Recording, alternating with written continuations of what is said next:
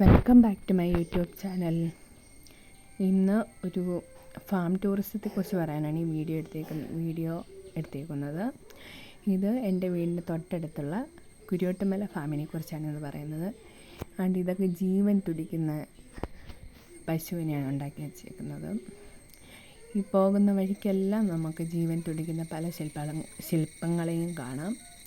ഇത് പുനലൂരിൽ നിന്ന് പത്തനാപുരത്തോട്ട് പോകുന്ന വഴിക്ക് നെല്ലിപ്പള്ളി മുക്കടവ് വന്നിട്ട് ഉള്ളിലോട്ടൊരു റോഡുണ്ട്. ആ റോഡ് വഴി വരുമ്പോൾ ഈ കുരുവട്ടുമല ഫാമിലോട്ട് കയറാം. ഇവിടെ ധാരാളം ഒട്ടകപ്പക്ഷിയും എമൂനയും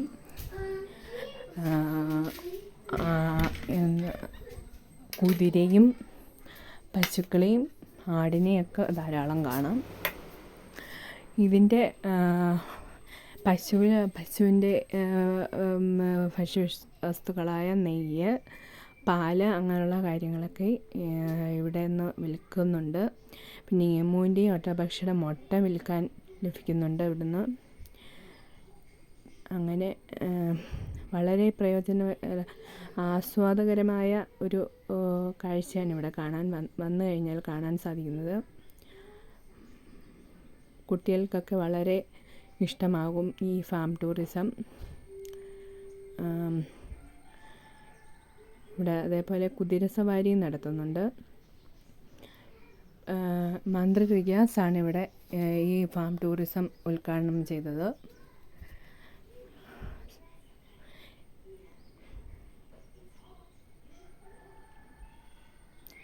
അതേപോലെ ധാരാളം മയിലുകൾ ഇവിടെ പാറിപ്പറന്ന് നടപ്പുണ്ട്.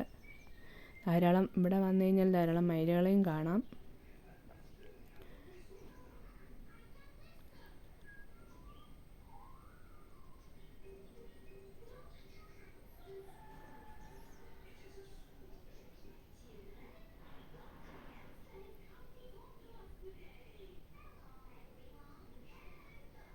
കുട്ടികൾക്ക് കളിക്കാൻ വേണ്ടി ഇവിടെ പാർക്കുമൊക്കെ ഉണ്ട്.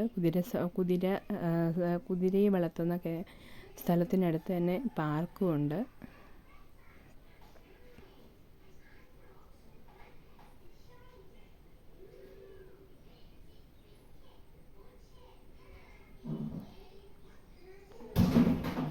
ഈ പാർക്കിൽ ധാരാളം ജീവൻ തുടിക്കുന്ന ശില്പങ്ങളെ കാണാം.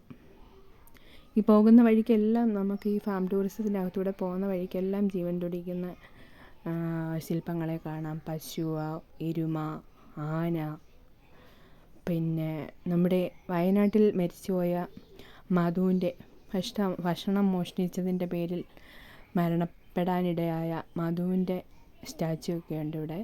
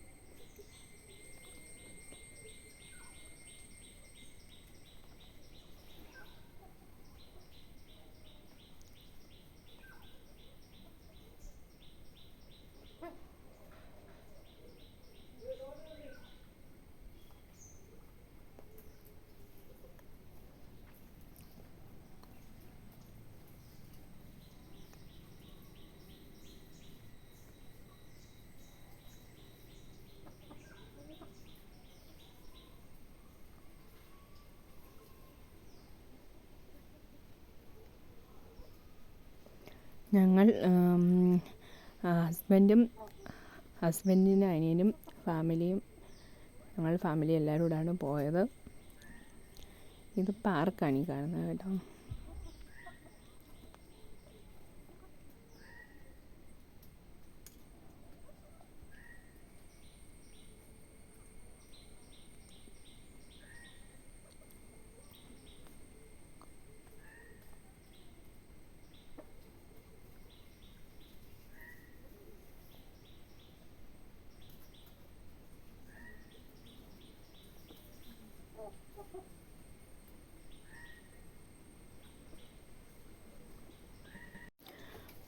വളരെ സാധ്യതയുള്ളൊരു മേഖലയാണ് ഫാം ടൂറിസം എന്ന് എല്ലാവർക്കും അറിയാമല്ലോ.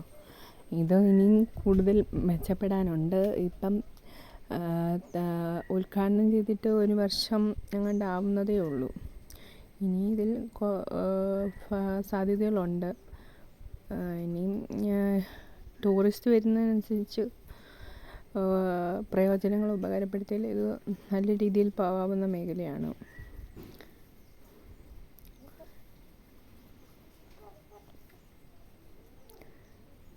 ഇത് നമ്മുടെ ഈ മരത്തിൻ്റെ മണ്ടയിലൊക്കെ കൂടാരങ്ങൾ വെക്കുമല്ലോ, അതേപോലെ ഇത് ഇത് കമ്പിയുടെയാണ്. ഇതിൻ്റെ മണ്ടയിൽ കയറി നിന്നാൽ നമുക്ക് ഈ ഫാം മൊത്തം കാണാം. പിന്നെ ചിത്രശലഭങ്ങളുടെ പാർക്കുണ്ട്. ഡ്രാഗൺ ഫ്രൂട്ടിൻ്റെ ഇതുണ്ട്, ഏരിയ ഉണ്ട്. അവിടെയൊക്കെ ഇപ്പം ഇത് ഫ്രൂട്ട് കിളിച്ച് വരുന്നതേ ഉള്ളൂ.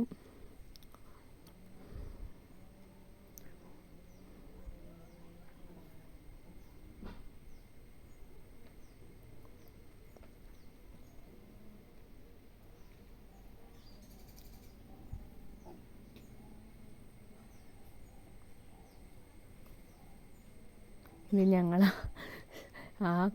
ഇതിന് ഇറങ്ങി വരെ ഒരു സ്റ്റെപ്പുണ്ട്. ആ സ്റ്റെപ്പിൽ ഇരുന്നൊരു ഫോട്ടോ എടുക്കാനുള്ള ശ്രമമാണ് ഈ കാണുന്നത്.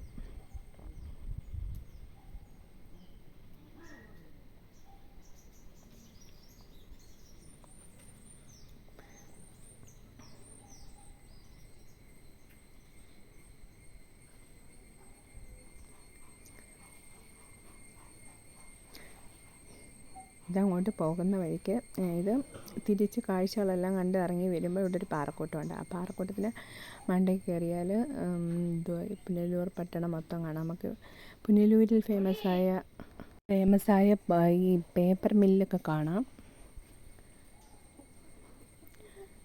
തിരിച്ചു വരുന്നവർക്ക് ഈ ഇതുവരെ കണ്ട് നടന്ന എൻ്റെ ക്ഷീണമൊക്കെ തീർക്കാൻ ഈ പാറക്കൂട്ടത്തിൽ കിടക്കാനും ഒക്കെ നല്ല സുഖമാണ്. വൈകിട്ട് പോകണം. വൈകിട്ട് പോകുമ്പം നല്ല എല്ലാ കാര്യങ്ങളും നടന്ന് കാണുകയും ചെയ്യാം. ഈ പാറക്കൂട്ടത്തിൽ വെയിലത്തൊന്നും വന്ന് നിന്ന കാഴ്ചയൊന്നും കാണാൻ നടക്കത്തില്ല.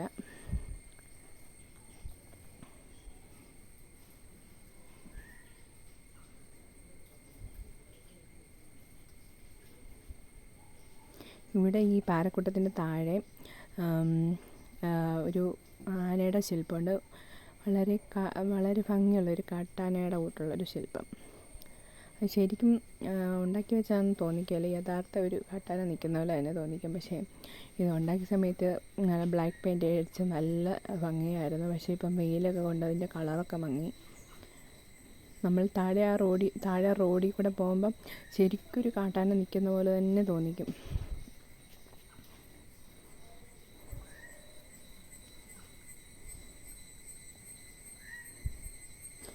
ഈ കാണുന്ന എല്ലാ ഫാമിൻ്റെ ഏരിയകളാണ്. വളരെ വിശാലമായിട്ട് നീണ്ട് കിടക്കുകയാണ്.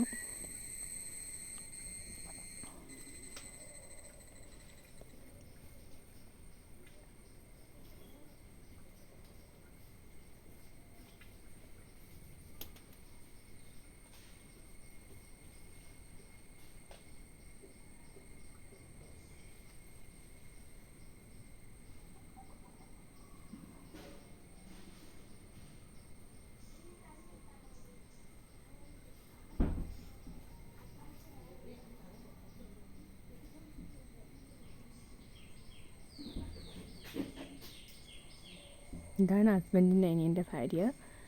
ഹസ്ബൻഡിൻ്റെ അനിയൻ്റെ ഭാര്യയും കുഞ്ഞുമാണത്. ഞങ്ങളെല്ലാവരും കൂടാണ് ഫാം കാണാൻ പോയത്.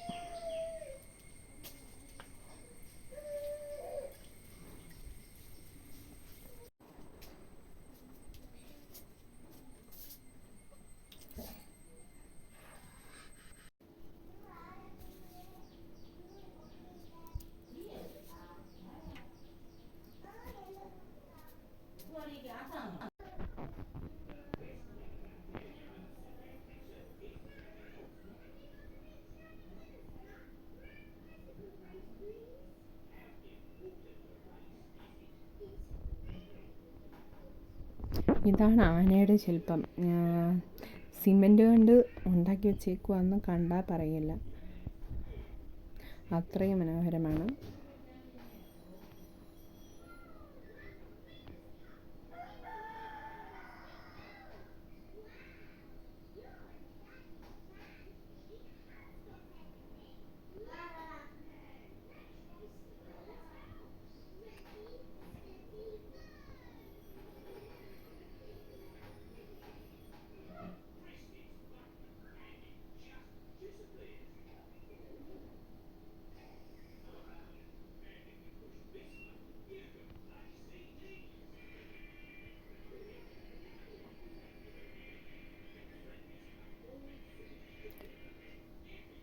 ഇതെല്ലാവരും ഫാമൊക്കെ കണ്ട് നടന്ന് തിരിച്ചു വന്നിട്ട് ആ പാറയിൽ റെസ്റ്റ് എടുക്കുന്ന സമയമാണ്. എല്ലാവരും ചില്ല് ചെയ്യുവാണ്. അപ്പോൾ അടുത്ത വീഡിയോ ആയിട്ട് കാണുന്നത് വരെ ബൈ ബൈ.